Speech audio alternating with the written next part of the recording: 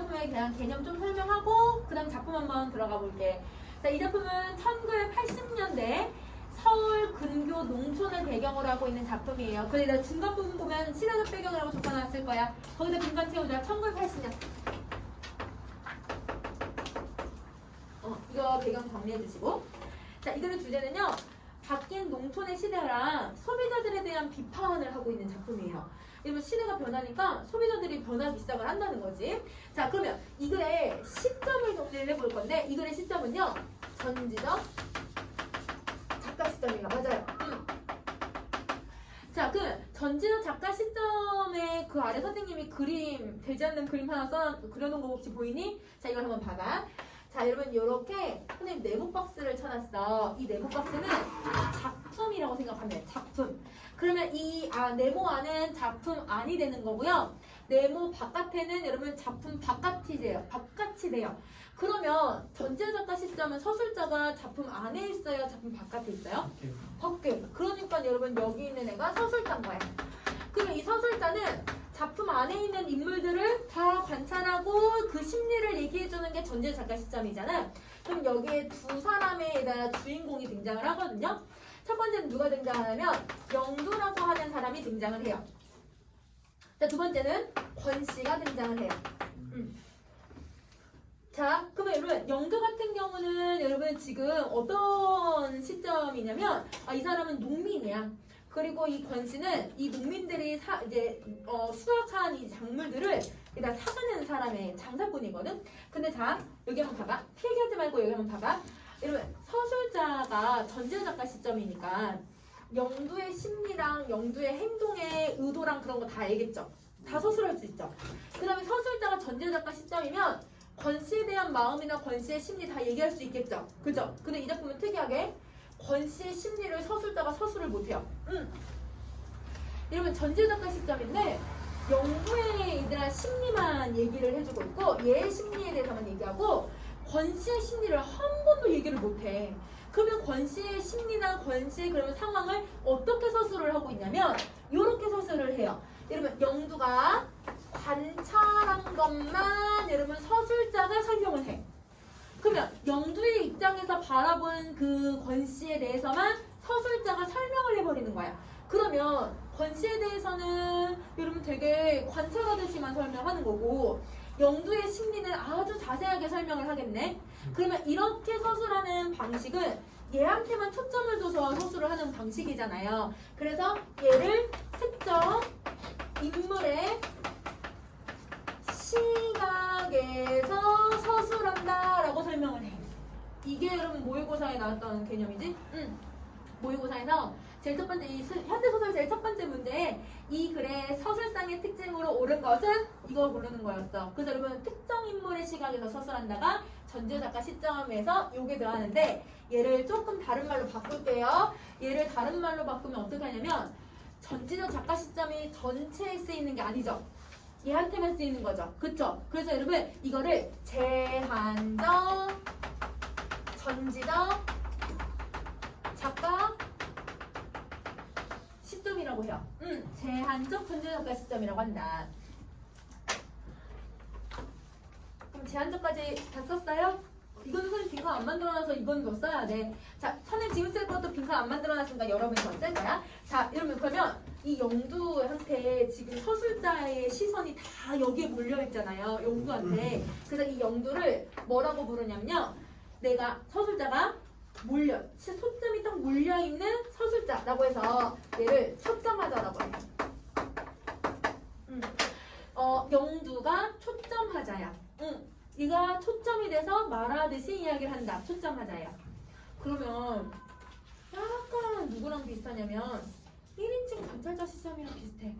여러분 9편의 구두로 남은 사내도 1인칭 관찰자잖아요. 그러면 그 1인칭 관찰자는 여러분 지금 이 안에서 오 선생이 권씨를 어떻게 해요? 관찰하면서 서술을 하잖아요. 그러면 일단 영두가 권씨를 관찰하고 있는 거는 동일하죠. 근데 다만 서술자가 전달하고 있다는 거랑 얘는 여러분 오 선생인 나애가 전달하고 있다는 건 좀 차이점이 있어. 그러면 얘네들은 공통점도 있고 차이점도 있어. 그러면 시점 비교해서 선생님들이 물어보실 수 있겠지. 그치? 그래서 여러분 요거는 좀 기억을 해주면 좋을 것 같아. 자, 그러면 선생님이 요거 내용 정리 다 했으니까 그러면 이제 본문을 한번 가볼게요. 자, 여러분 11조 갑시다.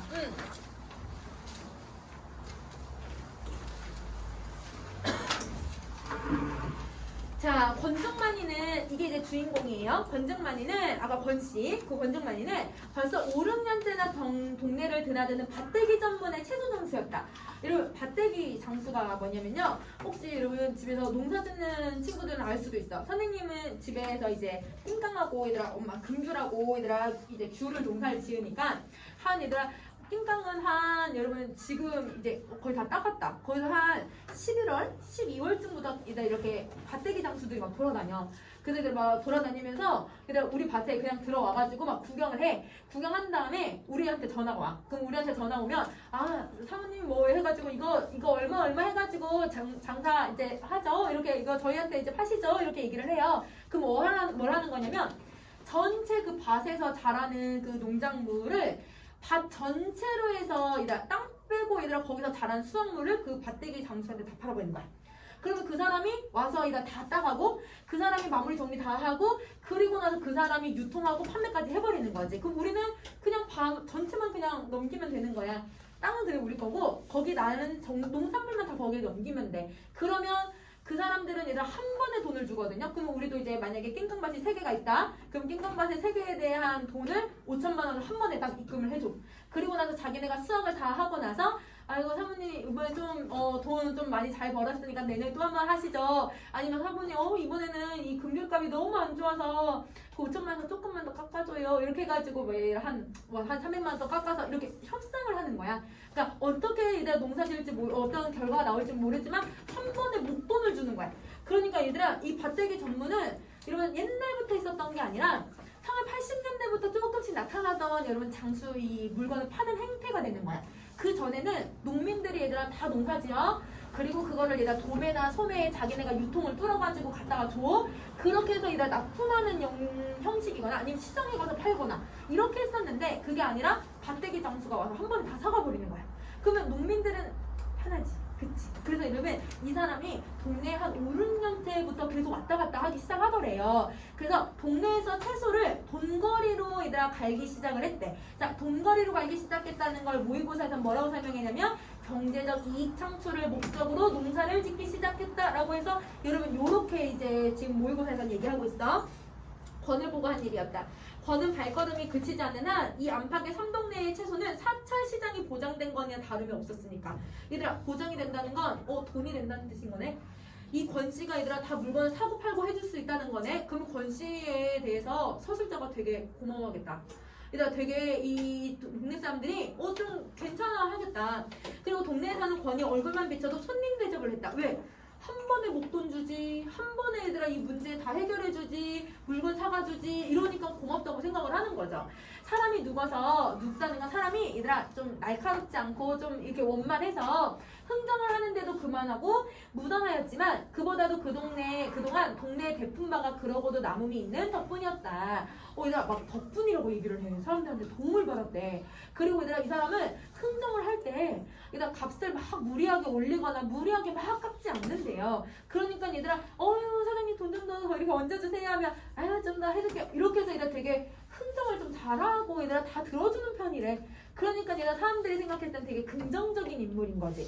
그러면 지금 1번에서는 권정만을 여러분 소개해주는 부분인데요. 이 소개해주는 부분을 통해서 마을 사람들의 인식을 우리는 예측할 수 있을 것 같아. 마을 사람들은 이 권 씨를 긍정적으로 인식하고 있겠다라고 우리는 예측할 수 있는 거지. 그치? 자, 그 다음에 2번. 권 씨는 알만한 사람들은 다들 일러오던 채소 정보통이다. 권은 대개 어느 고장에서 무엇을 얼마나 하고 있고 또한 근간의 작황이 어떠하기 때문에 장차 회계가 어떻게 되리라는 것도 미리 사심없이 귀뜸해주기도 했다. 그러니까 얘들아 원래 이런 거는 잘 얘기 안 하잖아. 원래 배추 농사 좀 괜찮을 거야. 배추 농사 지어봐. 무농사 좀 괜찮으니까 물을 좀 더 많이 심어보는 건 어때? 막 이런 정보를 주는데 그런 정보들이 하나하나 다 맞더래요. 그러면 이 사람은 되게 그 채소에 대한 전문적인 지식을 가지고 있는 거네요. 그래서 이러면 선생님이 이렇게 꺽쇠 표시해 놓은 부분이 얘들아 이 사람의 전문적인 모습을 보여준다.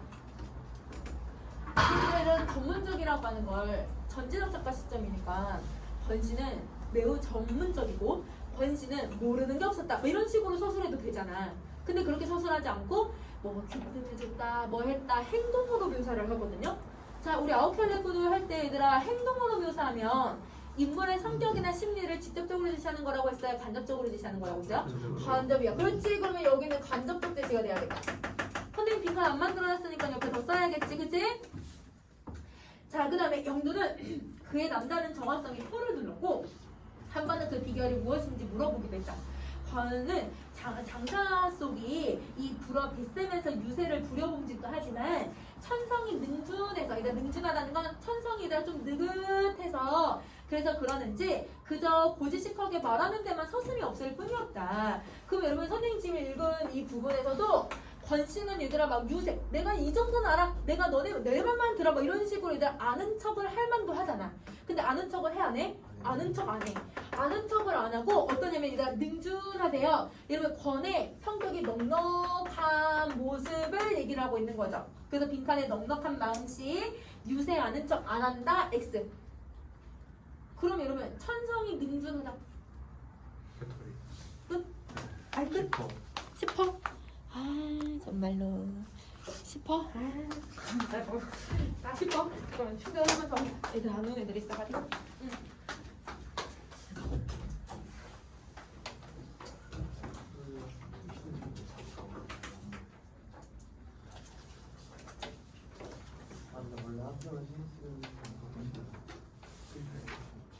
시험 기간 동안 친구 관계를 끊어보자.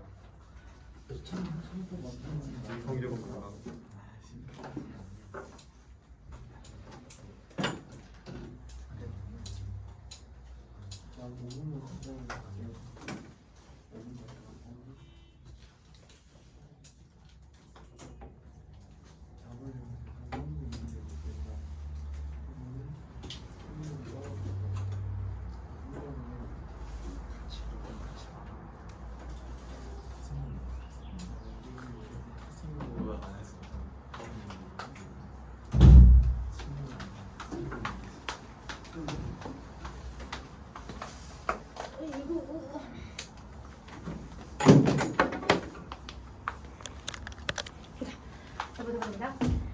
자, 그 다음에 다시 할게요. 그래서 여러분 요거는 얘들아 능준하더라고 이 사람의 성격을 지금 얘들아 서술자가 얘기해주고 있는 거잖아.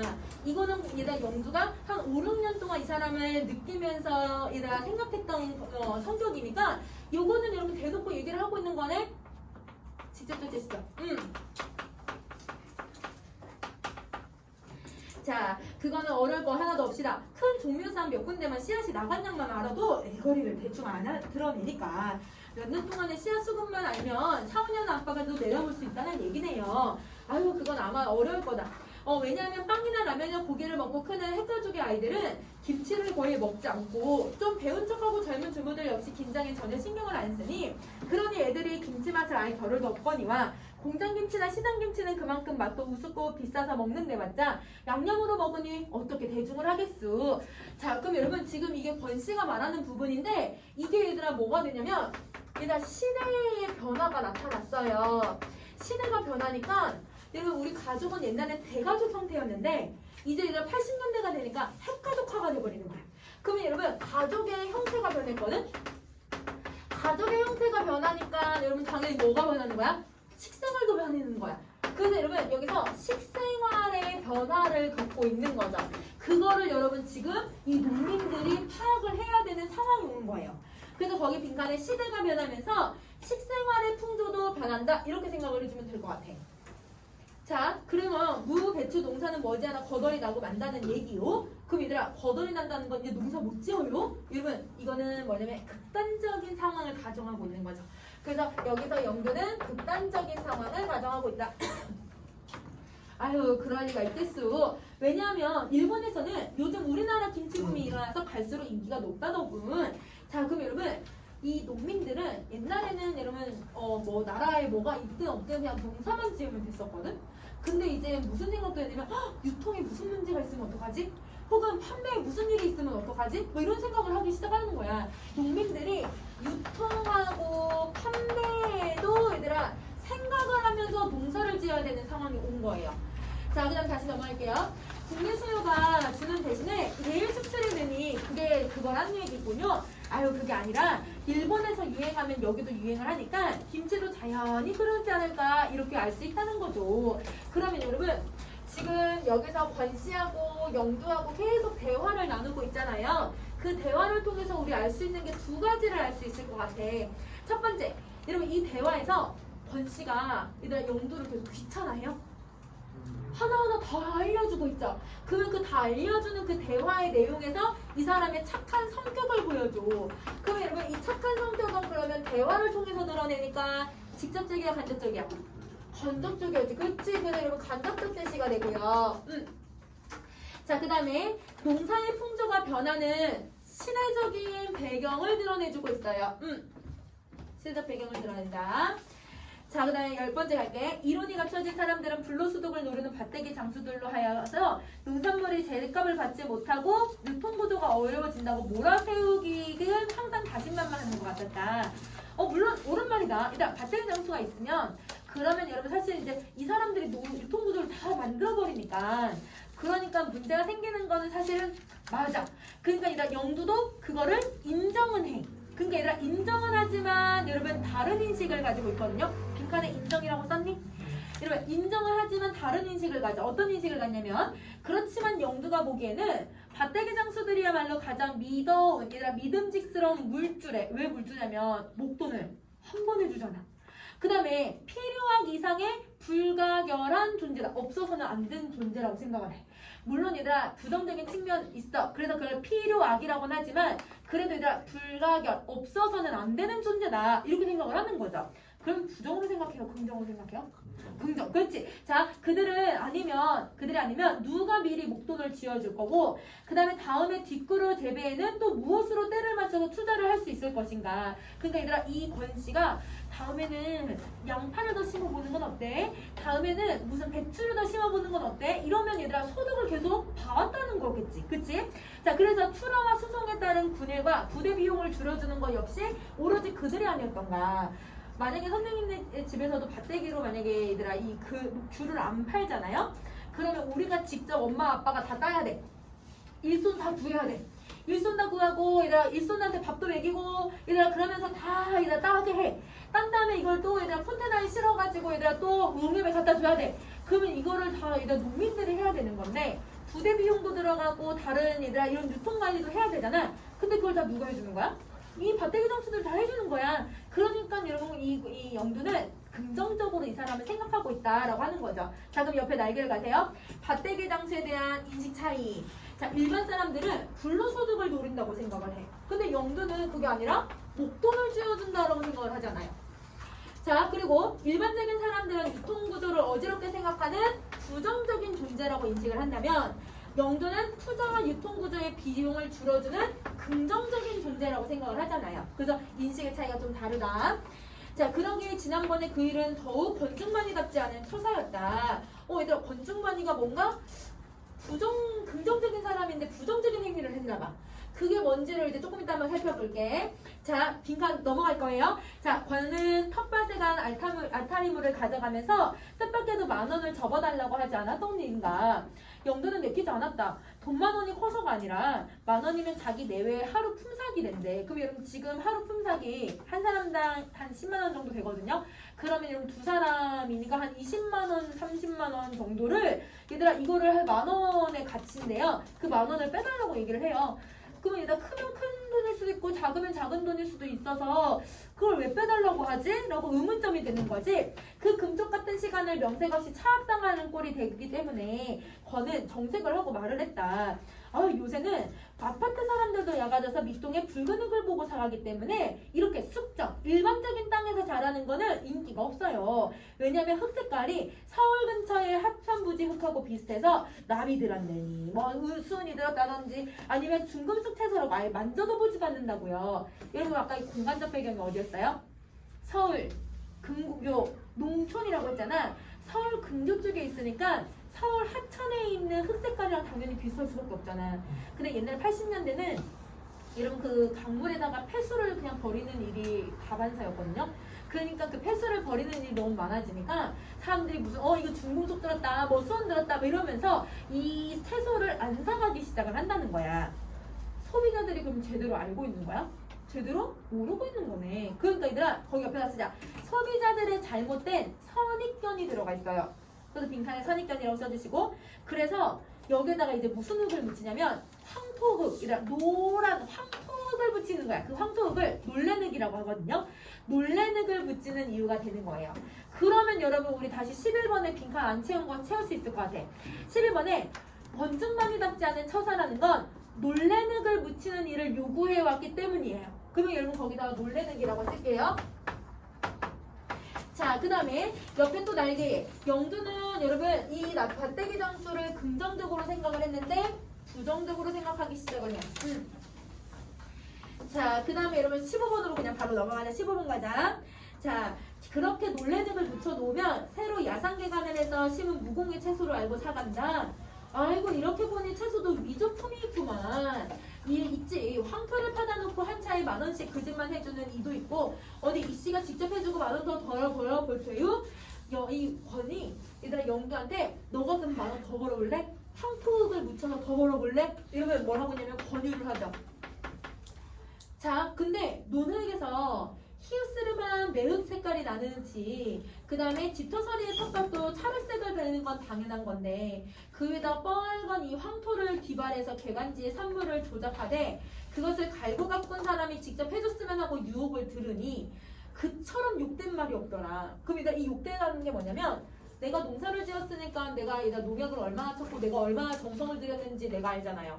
근데 그거를 사람들이 선입견을 가지고서 중금속이 들었다 뭐 있다 이렇게 얘기를 하고 있으니 그러니까 얘들아 기분이 안 그래도 나쁜데, 근데 거기에다가 얘들아 그거를 속이기 위해서 얘들아 놀래늑을 나보고 묻혀달라고 하니까 이게 너무 치욕스러운 거야. 자기가 꼭 잘못을 저질러서 얘들아 그렇게 물건을 키운 것 같은 느낌이 든다는 생각이 드는 거죠. 그럼 빈칸 채워볼게요. 농사 지은 사람으로서 실제 농산물을 어떻게 키웠는지를 아는데 소비자들의 행위에 기분이 나빠져서 치욕스러움을 느끼고 있다. 이렇게 정리를 해줄 거야. 자, 그 다음에 그래서 이 영두는 성질이 너무 나서 견딜 수가 없었지만 한두 번 신세진 사람도 아니고, 왜냐면 얘들아 5, 6년 동안 나한테 이제 목돈 갖다 주면서 했던 사람이잖아. 그치? 그래서 대거리이다. 싸울 수는 없으니 나댈 수도 없었다. 자칫 욕 못 먹을 것을 만들어서 파는 사람으로 취급받지 않으려면 속절없이 농담으로 들어야 되는 건 상수, 당연한 일이라는 것을 알고는 있지만 그래도 기분이 나쁜 거야. 그래서 권씨 말대로 하면 농사 짓는 사람은 다 병이 들었거나 갈 대로 갔어야 했는데 죽었어야 했는데 거꾸로 더 팔팔하니? 이게 무슨 조화 속인지 모르겠네. 얘들아 약간 비꼬듯이 이야기를 하고 있는 거죠. 왜 비꼬는 거냐면 흙에 만약에 중금속이 들었다면 이미 그 중금속 흙을 계속 만지는 농민들은 이미 죽었어야 했잖아. 그러니까 얘들아 이거가 잘못됐다라고 얘들아 내가 반박을 하고 있어. 얘들아 영두가 항변을 하고 있는 거야. 반박하고 항변을 하니까 얘들아 권씨가 얼굴이 막 빨개져요. 권씨가 얼굴이 막 빨개진다는 건 권씨의 심리를 우리가 어떻게 알아야 돼요? 직접적으로 알아야 돼요? 간접적으로 알아야 돼요? 간접적. 그렇지. 간접적으로 어떻게 알게 되냐면 논리적인 허점을 들킨 거야. 얘들아 그러니까 이 사람이 이렇게 항변을 하네? 논리적인 허점을 딱 들키니까 그래도 그저 숙이기가 참 어색한지 은근히 뻗나가는 소리를 했다. 하지만 사먹는 사람들이 그러고 사먹는 사람들은 내다 팔 것만 약을 치고 집에서 먹는 것은 그러지 않을 거라고 생각을 하지. 소비자들의 심리를 권씨가 추측하면서 이야기를 해요. 권씨가 전문가긴 하지만 얘들아 이렇게 농민들이 애쓰게 키운 거를 얘들아 막 이렇게 조작하면서 얘들아 파는다는 게 농민들의 입장에서는 너무 부끄럽고 치욕스러운 일일 것 같아. 자, 그래서 영두는 속으로 찔끔했다. 권의 말은 아주 틀린 건 아니었다. 영두는 무, 배추에 진딧물이 끼어서 오가리가 들고 배추벌레와 노린재가 끼어서 수세미처럼 구멍이 나도 집에서 먹을 거는 분무기 한 번 쓴 적이 없대. 농약을 한 번도 안 쳤대. 그럼 맞는 거야. 일단 자기가 먹을 건 농약도 안 치는 거야. 볼품없는 것일수록 구수한 맛이 더해드는 이치를 알고 있기 때문이다. 농사 짓는 사람들의 이치죠. 그래서 여러분 선생님도 줄 이렇게 따을 때요. 뭐 해서 먹냐면 줄 따면서 먹을 때 어떤 걸 먹냐면 새들이 찧어놓은 애들이 있어. 그냥 새들이 일단 입으로 푹 이렇게 찍어놓은 애들이 있거든. 걔네들은 당도가 엄청 높은 애들이라서 걔네가 향기를 맡고 그리고 찍어버리는 거야. 그러면서 얘들 한번 탁 찍어서 먹는 거거든. 그거만 먹어요. 선생님 그거 먹어요. 왜냐면 그게 제일 맛있거든요. 당도가 높으니까. 그럼 얘들아 이게 여러분 농사 짓는 사람들은 일단 어떤 게 맛있는지에 대한 이치를 알잖아. 근데 여러분 여기 사람도 그렇게 생각을 하는 거야. 그러니까 자기가 농사 짓는 게 이게 맞는 걸까 하니까 고민을 할 수밖에 없는 상황이 되는 거지. 그치? 자, 선생님 마지막 줄만 읽고 끝낼게. 그러나 그런 일인데 물건을 내놓을 경우 값이 있을 리가 없다. 왜? 소비자들은 농작물의 뭐만 보니까? 겉모습만 보니까. 그러니까 선생님 뒤에 조금 두 문단 남긴 했는데